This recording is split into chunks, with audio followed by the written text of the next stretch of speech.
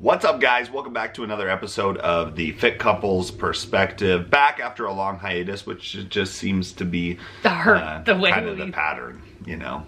And that's okay. That is okay. I mean, I think it's a lot like fitness goals, actually, or like anything. It's just like things come up, gets in the way, and you kind of just, like, the tendency is just to be like, screw it, we're done. That's true. You know what I mean? No, seriously, like, I think it happens. Like, oh my gosh, I missed like a month at the gym, so yeah, what's the point? Or, I mean, after we had like our Super Bowl food and everything else, it's like, why should I ever eat healthy again?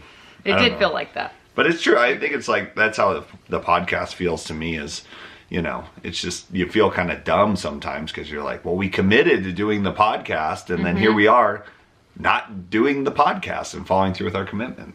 We'll do it. We're here. We'll do it today. And that's as far as we can guarantee. So, we wanted to get on here and talk about something that's kind of exciting that's going on. So, in 17 days? 16 today. 16 days from today, Terrica has a life-altering event. A life-altering? It is! Okay. A life-altering event that is going to occur. And we got to know what this life-altering event is. So let's go back. In 16 days, I'm going to get pregnant. Just that means we better get to work. Go back. Okay. There was, you know, to kind of your philosophy behind this whole, this is something that she's talked about for a really, really long time. And basically since I met you. Yeah, basically since you met me. Which is like over 14 years. Yeah, it's like 15 years plus. Yeah. But what's something that, like, you know, before you dive right into what you're doing, like, you've always had this big goal in your life to be what?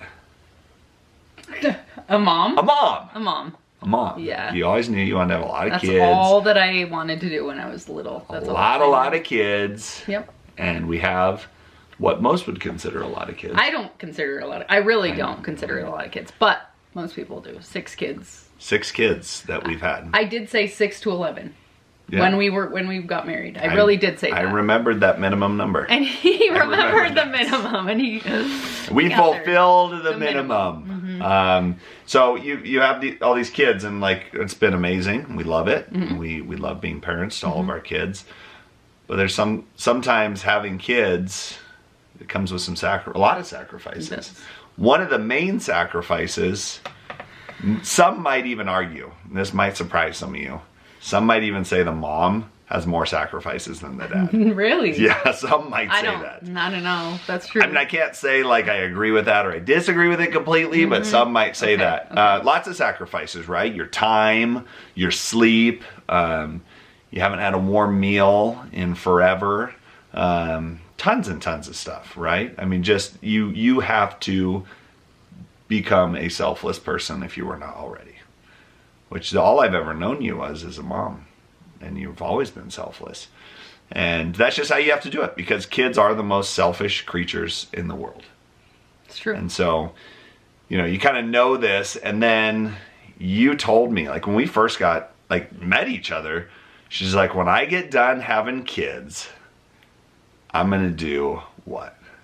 I am going to... I mean, honestly, the first thing that we talked about was a tummy tuck. I don't think we ever talked about anything else, to be honest. So I did mention a tummy tuck initially. I don't think I ever talked about a breast augmentation. I'll get to that. Okay. Initially... But initially, I'm saying. Yeah, initially it was like, you always talked about wanting to, like, you would joke about it. Like, after that last baby, it's like, sew me up, right? Let's just go right into a tummy tuck, because you knew that it was probably going to take its toll on you, right? So you like, and I think you did. Initially, you did say a tummy tuck and a boob job.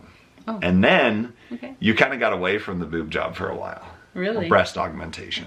I just like saying boob job. Well, I mean, it's more, it's a slang, but yeah. It's a slang, but I think it's one that a lot of people can relate to. Yeah. So like what happened? You have... What happened? No, like, you have your first child. Okay. And what happened to your midsection? Like, what would you say? I mean, actually with Bailey, which was my first, I was 19 when I was pregnant with her and had her, but well, I was 20 when I had her. Anyways, but my body really didn't do like that much. It really was okay. I feel like if I would have only had one kid, I probably would never have thought about doing a tummy tuck. But I did get stretch marks. But that was really you had some stretch marks. Yeah, but you just didn't get like the loose skin. I didn't get loose skin, and I didn't get ab separation. Yeah. So. Like I remember the very first day we met, actually, she was like, "Oh, you're a bodybuilder. Like, do you have any stretch marks?" And I remember showing her like the one stretch mark I have, like on, it's like a tiny little stretch mark. So you can't even find it. I don't even remember where it's at. Yeah, I know girls that do that. Oh, I have a stretch mark from being pregnant. I always wanted a lot of stretch marks. But I'm like, yeah, I think I have one. And then you were like, oh yeah, I have stretch marks too from having a baby, which you just kind of expect. Like, yeah. I mean, being naive at my age, I'm like, yeah, I think that a lot of people do. I don't know. What percentage of people would you say have stretch marks? Women? Yeah, that have kids. I would say 90%. I think it's definitely hereditary how many you get, but like I would say 90% of people get at least like one or two. Pretty rare not to get like a single stretch mark. That's what I'm saying. Yeah, I mean, it just hereditary is like how many more you get, I feel like. Those people suck. I mean, those are like the bodybuilders that like don't even have to try and they go compete once and get a pro card. Yeah. So you knew that you were going to get these, and like, so you have one child, got some stretch marks. I don't think it really bothered you that much at that point, did it? No. I mean, at all? Did it bother you at all? Yeah, it did, but not to the point of like, I didn't feel like I needed to like do anything immediate. Yeah. And you were young too. I mean, how young were you when you had your first child? Well, I said it. I was 19 when I was pregnant and 20 when I had Bailey. 20? Yeah. I was 19 when I was pregnant, yeah. So really, which probably helps a little bit with that too. Way. Your skin's just like, probably like a little more receptive to rebounding at that point in time. But then we had more kids, and as time went on, so we have 6 kids now. When did you start like getting really uncomfortable with the way your stomach looked? Probably after like the 3rd. Yeah. I would say like maybe like our 2nd Kale, it was like, oh, that's like worse. But by the 3rd it was like, okay, like now the skin, like once I lose weight, the skin sags. Yeah. And I could feel the ab separation, like when I went to do abs in the gym. Yeah, and I mean, you like over time, and that happens like that diastasis with women, and she'd like show me. So it's like you'd go to like, you know, contract your abs and it actually sticks out of the middle there at that point in time. Yeah. What bothered you the most about your midsection? Probably like because of my diastasis recti, that's what it's called, right? It like protrudes, almost making you look kind of pregnant, like all the time. Your muscles can't like literally hold in your organs, if that makes sense. Like, I know you mentioned that before, that you feel like you always have to be like sucking your stomach in just to be able to not have a protruding stomach, and that's bothered you, right? Yeah. So here we are, like we go ahead and and like this process of we have our 6 kids, and I know we've kind of gone back and forth on, does it make sense? Do we want to have another child or not? And I mean, ultimately there was a lot that went into that decision, but here we are. So you ended up reaching out, like tell just about the whole process, because you've done a lot of research on where to go, what to do, and in that process you decided that you wanted to get a breast augmentation too. Yeah. So at some point in time you came to the conclusion that you were not happy with the way that your breasts looked too. Yeah. Probably. I mean, I'm just saying, you know? Yeah. So then you reach out, like what was that process like of, okay, I decide I want to do it, and now I need to look into actually taking some action on it? Well, I did. I don't know if I got on like the Facebook groups, which I don't know if I'm telling you to get on Facebook group, but there is a lot of information that you can learn about tummy tucks with Facebook groups. So they can be helpful, but they also can be, it's like anything. I'm sure if you went on some like Facebook group for bodybuilding, you're gonna get people that are like saying stuff that's like negative about it, and then you're gonna have things that are positive. Anyways, but it does have a lot of information. Like going to a water park and not feeling like I have to like suck in the whole time, or like look like our kids have said for years, like, you look like you're pregnant, Mom, you know, and it's like, unless I'm sucking in, you bet I look like I'm pregnant, you know? So I think that like being able to feel confident and not thinking about, oh, like how do I look? Just going to the water park and not like worrying about, oh, like literally is my nipple falling out of my swimsuit? Because there's like nothing to hold anything up. Yeah. You know, or my stomach. Did my high-waisted swimsuit come down and all my wrinkly skin showing, you know? Like it is annoying, you know? So I think that that'll be nice, is like to feel more confident and like not be worrying about things and just be in the moment and not be worrying about those. I'm excited for that for you, but it's not going to come without a lot of recovery first. So your typical recovery for tummy tuck breast augmentation, we go down, get the surgery, you spend a week basically doing nothing, and then we have a follow-up appointment 7 days later. But what does that recovery look like after that? Like resuming somewhat normal activities. Well, it's like, I mean, for them, it's like basically 6 weeks of doing basically nothing. Yeah. Like don't push, don't pull, don't... You're wearing a compression top like 24/7. Yeah. Not just top, it goes down to your like for knees. At least like, what is it, 6, 8 weeks? 6 to 12 weeks, I think. So it's definitely a harder recovery than just getting a breast augmentation. So, I mean, there's like good things and bad things about it, but I think that overall it outweighs, you know, all of the bad things. And hopefully I know my recovery is going to be super smooth. I think it will be too. I am, yeah. I'm excited. It's going to be a lot different for a while than what you're used to. Yeah. I think we know that. But we know that going into it. So we're going to take a week just to recover at my sister's house.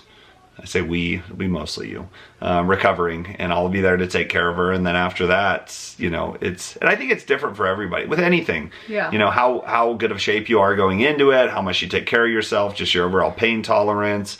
I think there's a lot of things that can depend with these type of surgeries. But I think the cool thing about you getting it done now is like, when we first heard it like early March, like by summer, you should be good to like hike and wear the bikini and, you know, do that stuff that you want to do. And I think the final thing that I just thought about with this is like, there's always that thought, like we've had so many discussions and you've talked to me so much about it. Like, what does this really matter? You know, like who cares? Like, what am I trying to do this for? Like, does it really matter? Who cares if I've got saggy skin or any of this stuff? But I've really, like, I think anybody out there considering it, just start thinking about, you know, how valuable that is to you. And it's not I don't think it's a vain thing to do. Everybody wants to feel good in their own skin, and everybody deserves to feel good in their own skin. Most people just make poor choices that cause them to not feel good in their own skin. But especially for somebody who's making like really good choices, taking care of themselves, and they've done everything they can, and they still just have some things that you can't take care of on your own. Like, you know, I think it's great. I think it's a great thing to do. Well, thank you. I'm glad that you think that, because we paid a lot of money to... We paid a lot of money. Hopefully it all pays off, and it all... You know, I think that it is what you're saying. You know, it's not... I don't think it's a vain thing. I think that there's lots of things that, you know, like, you can't control. So I couldn't control any of those things that, like, happened to me. You know, and I think that that's, like... And I'm not saying... I think it's fine if you don't have the surgery and you don't think that it's important. And I think it's fine if you do think that those things are important. I think that everybody has... It's like the same thing with, we were just talking about cars. It's like... To some people, cars are important, and like driving a nice car is really important to them because maybe they drive a lot. Maybe they really, you know, like cars, and like that's important. Spend your money on a car, and that's fine. I don't look at people and be like, dude, I would never pay $80,000 for a Cadillac SUV, or more than that. They're like $100,000. But each to their own. I'm not like looking at them and being like, you should not be spending your money like that. So I think that's the same thing for like a surgery like this. I don't think that anybody should be either saying it's a bad idea or it's a good idea. Either way, like it's what your opinion is on the situation, how important it is to you. And I've always told her, like, it doesn't make any difference to me. I can't keep my hands off her as it is, but it doesn't matter to me, but it would be silly of me to not relate or support with, you know, the past 20 years me spending bodybuilding, you know. It's not like I bodybuild because I'm like, oh, I need to try to look, you know, good enough for my wife or anything like that. Like, I get it. I get wanting to look your best. And there's nothing wrong with wanting to look your best. And I think that it's important that, you know, there's a supportive atmosphere there for anybody considering to do that. Like, it's not a vain thing to do, I don't think. I think every single person deserves to look good, feel good in their own skin. And it takes a lot of work and a lot of sacrifice, but sometimes that's not enough. Yeah, and especially women. I think that, like, women are even, like, harder on themselves. I think, like, the media makes, like, men be, like, they can be, like, fat and it doesn't matter. Like the dad bod's cool, it's fine. right? But a woman, if she's fat, it's like they make, like, a character out of that, like, person, and, like, it's like a whole thing. So I think that women have, like, this extra pressure. Not to say that that's, like, a good reason, but what I'm saying is I think that women just have an extra pressure to, like, feel or to look a certain way, so then they feel a certain way, and it's a whole chain reaction. But well, we're excited. We'll take you along for the process. I am planning on doing a video series of, like, before I go in, when we go in, how it all, like, works after the surgery, and kind of like my post-op, to make sure that I think that it would be great to have, you know, I watched a few videos on YouTube that have been a little, like, helpful, but not as much as I was hoping for. So hopefully I can be help to you guys and show you the process if you are thinking about it. I'm gonna tell you something. What? They can eat a burrito and clean the roof and take the cat shots. Oh, good. That's our cue. We'll talk to him. That's our cue that the podcast has ended. We'll talk to you guys next time. See ya. Bye. Mommy, are you gonna let Grayson come over? Maybe.